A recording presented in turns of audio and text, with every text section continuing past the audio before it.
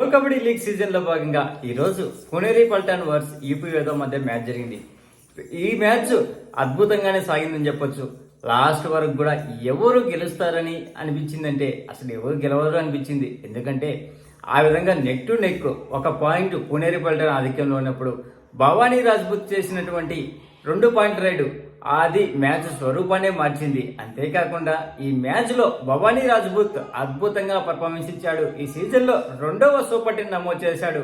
మిగతా రైడర్లు ఫెయిల్ అవుతున్నా కానీ తను మంచి బాధ్యతాయుతమైన రైడింగ్ చేశాడు. అంతేకాకుండా ఈ మ్యాచ్ లో సుమిత్ వర్స్ గౌరవ్ ఖత్రి మధ్య జరిగినట్టు అనిపించింది. సుమిత్ 2 ట్యాకిల్ చేస్తే గౌరవ్ ఖత్రి 3 ట్యాకిల్ చేశాడు. అంతేకాకుండా ఈ మ్యాచ్ లో యూపీ యాదవ్ 2 సూపర్ ట్యాకిల్ చేస్తే పునేరి పల్టాన్ ఏమీ ట్యాకిల్ చేయలేదు. అది కూడా ఒక కారణం అనుకోవచ్చు. మొదటి హాఫ్ లో చూస్తే పునేరి పల్టాన్ పైన యూపీ యాదవ్ 14-16 అంటే 2 పాయింట్ల ఆధిక్యం ఉన్నటువంటి యూపీ యాదవ్ క్రమేపిన మళ్ళీ ఆధిక్యం కోల్పోయి యూపీ యాదవ్ మీద పునేరి పల్టాన్ 1 లేదా 2 పాయింట్ల ఆధిక్యంలోకి వచ్చాయి. ఇలా మ్యాచ్ చివరికి 29-29 టైగా ముగిసింది. ఈ సీజన్ లో ఇది 5వ టై మ్యాచ్ కాగా అందులో పునేరి పల్టాన్దే 3 మ్యాచ్లు టై కావడము విశేషం. ఇంకా ఈ మ్యాచ్ లో విశేషాల గురించి ఒకసారి చూద్దాం. మొదటగా మనం చూస్తే పునేరి పల్టాన్ 43 రైడ్ చేస్తే యూపీ యాదవ్ 44 రైడ్ చేసింది. అందులో ఇరు టీములకు 16 రైట్ పాయింట్స్ లభించేవి. అంతేకాకుండా ట్యాకిల్ రూపంలో చూస్తే పునేరి పల్టాన్ కు 9 ట్యాకిల్ పాయింట్స్ లభిస్తే యూపీ యాదవ్కు 8 మాత్రమే లభించేవి. అంతేకాకుండా ఆల్అౌట్ రూపంలో ఇరు టీములు ఒకసారి ఆల్అౌట్ కావడం వల్ల 2 పాయింట్లు లభించేవి. అంతేకాకుండా ఎక్స్ట్రాస్ రూపంలో పునేరి పల్టాన్ కు 2 పాయింట్లు లభిస్తే యూపీ యాదవ్కు 3 పాయింట్లు లభించేవి.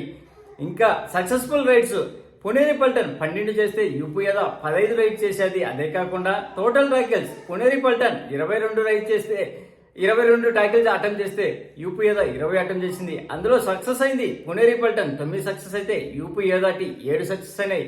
అందులో 2 సూపర్ ట్యాకిల్స్ ఉన్నాయి యూపీ యాదవ్కు. పునేరి పల్టాన్ అయితే ఏమీ లేవు. ఈ మ్యాచ్ లో 1 కూడా సూపర్ రైడ్ అయితే జరగలేదు. ఇంకా ఇండివిజువల్ పర్ఫార్మెన్స్ చూద్దాము. మొదటగా మనం చూస్తే వి అజిత్ ఈ మ్యాచ్ లో 5 టచ్ పాయింట్లు చేశాడు. అలాగే కాకుండా అభినేష్ నటరాజన్ 1 ట్యాకిల్ పాయింట్ నమోదు చేశాడు. తర్వాత పంకజ్ మోహతే బాధితంగానే రైడింగ్ చేసినా గానీ మ్యాచ్ ను గెలిపించుకోలేక చివరికి టైగా ముగించుకున్నాడు. ఈ మ్యాచ్ లో టోటల్ 9 రైడ్ పాయింట్ చేశాడు. 9 పాయింట్లు లభించేవి. 7 టచ్ రూపంలో రాగా 1 బోనస్ రూపంలో మరొకటి ట్యాకిల్ రూపంలో వచ్చింది. అలాగే గౌరవ్ ఖత్రి 3 ట్యాకిల్ పాయింట్ చేశాడు. అదే కాకుండా మోహిత్ 4 ట్యాకిల్ పాయింట్ చేశాడు.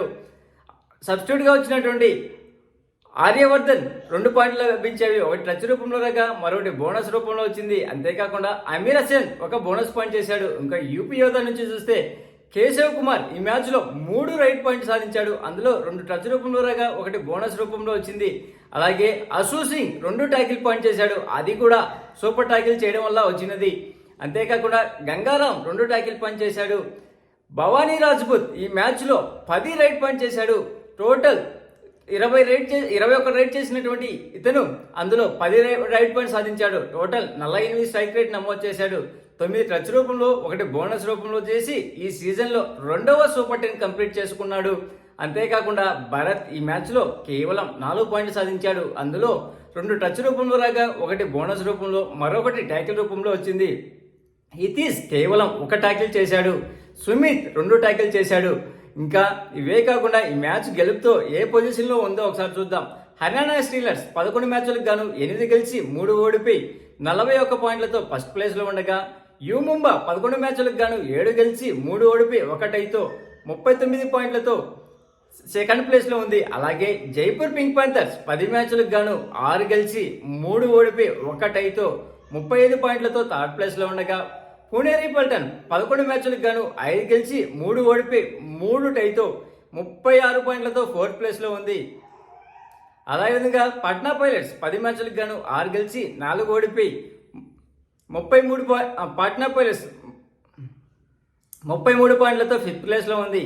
దబాంగ్ ఢిల్లీ 11 మ్యాచ్లకు గాను 5 గెలిచి 5 ఓడిపోయి 1 టైతో 32 పాయింట్లతో సిక్స్త్ ప్లేస్ లో ఉండగా తెలుగు టైటన్స్ 10 మ్యాచ్లకు గాను 6 గెలిచి 4 ఓడిపోయి 32 పాయింట్లతో సెవెంత్ ప్లేస్ లో ఉంది. తమిళ్ తలయాస్ 11 మ్యాచ్లకు గాను 4 గెలిచి 6 ఓడిపోయి 1 టైతో 28 పాయింట్లతో ఎయిత్ ప్లేస్ లో ఉండగా యూపీ యాదవ్ 9 మ్యాచ్లకు గాను 4 గెలిచి 5 ఓడిపోయి 25 పాయింట్లతో నైన్త్ ప్లేస్ లో ఉంది. బెంగాల్ వారియర్స్ 10 మ్యాచ్లకు గాను 3 గెలిచి 5 ఓడిపోయి 2 టైతో 23 పాయింట్లతో 10th ప్లేస్లో ఉండగా, ఇందాక యూపీ అది తప్పు చెప్పాను.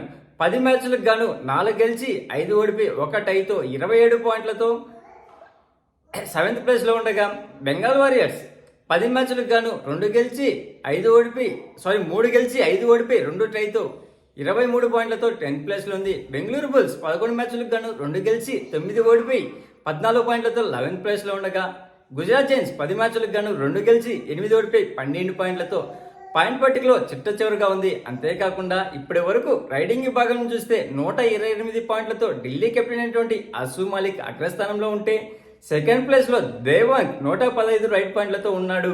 అలాగే అర్జున్ దేశ్వాల్ 108 రైట్ పాయింట్లతో థర్డ్ ప్లేస్లో ఉండగా, అజిత్ చౌహాన్ 101 రైట్ పాయింట్లతో 4th ప్లేస్లో ఉన్నాడు.